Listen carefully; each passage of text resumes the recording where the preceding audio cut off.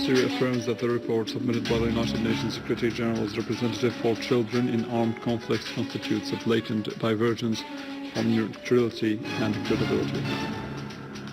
Syrian military units continue to chase armed terrorist groups targeting terrorist dens in various areas.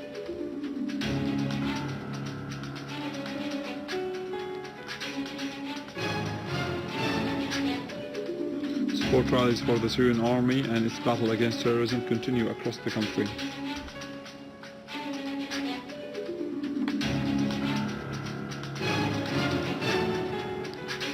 Minister of Social Affairs stresses keenness on meeting the needs of displaced and affected families due to practices of armed terrorist groups.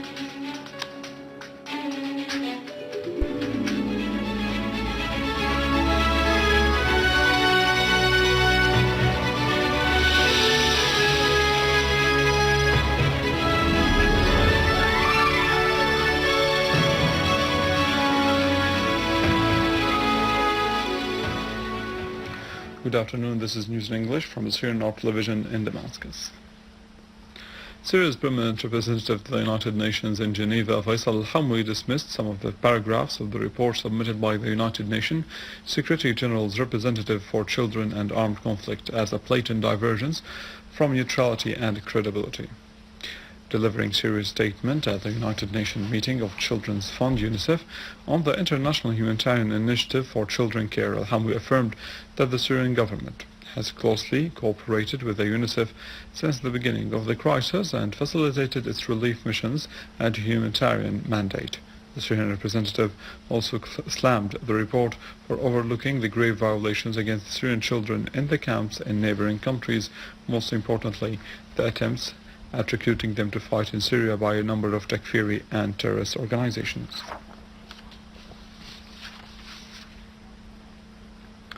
Russian President Vladimir Putin discusses with his U.S. counterpart Barack Obama on phone the crisis in Syria, the situation in Ukraine, and Iran's nuclear program.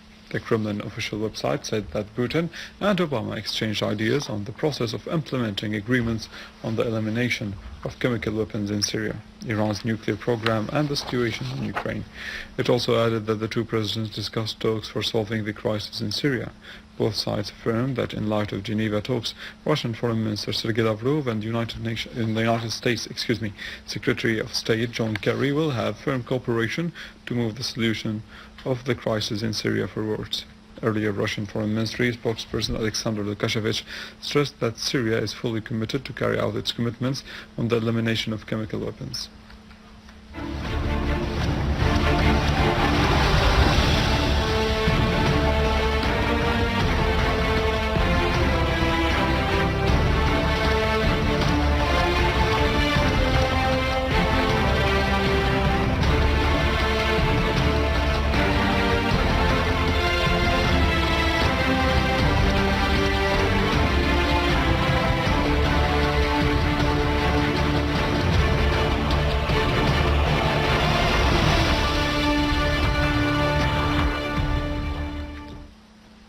A unit of the Syrian armed forces destroyed a terrorist warehouse for ammunition and weapons and eliminated 15 terrorists in Tel Daw in Al-Hula area, Homs countryside. The source said that another army unit destroyed terrorist hideouts, weapons warehouses, and 3 cars equipped with heavy machine guns, killing and wounding a number of terrorists in Kafr Laha.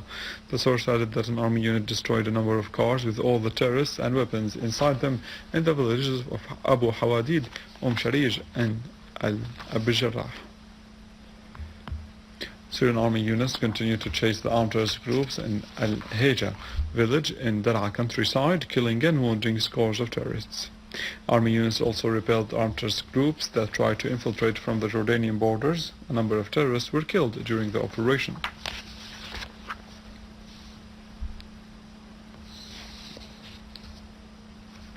Residents across Syria poured into the streets, sending out a clear message of support for their army in face of terrorism that has plagued the country. An unshakable allegiance to the national firm principles.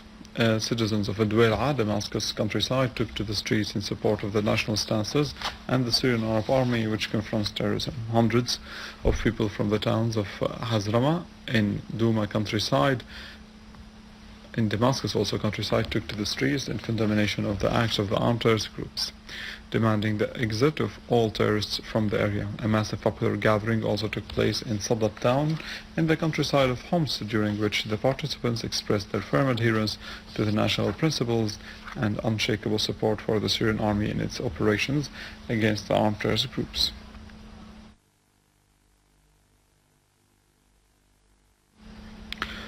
Social Affairs Minister Dr. Kinda Shamat stressed keenness on meeting the needs of displaced and affected families due to the practices of armed terrorist groups. Al-Shamat, who presided over a meeting to discuss the relief situation in Aleppo, indicated that unifying efforts and conducting a consensus of the displaced and affected families within 10 days is required. She called for sticking to the defined course of action, instructing an immediate provision of 10,000 boxes of canned food to Aleppo governorate, referring to the tight blockade that Aleppo has suffered by terrorists, hailing the steadfastness of its people in confrontation of terrorism.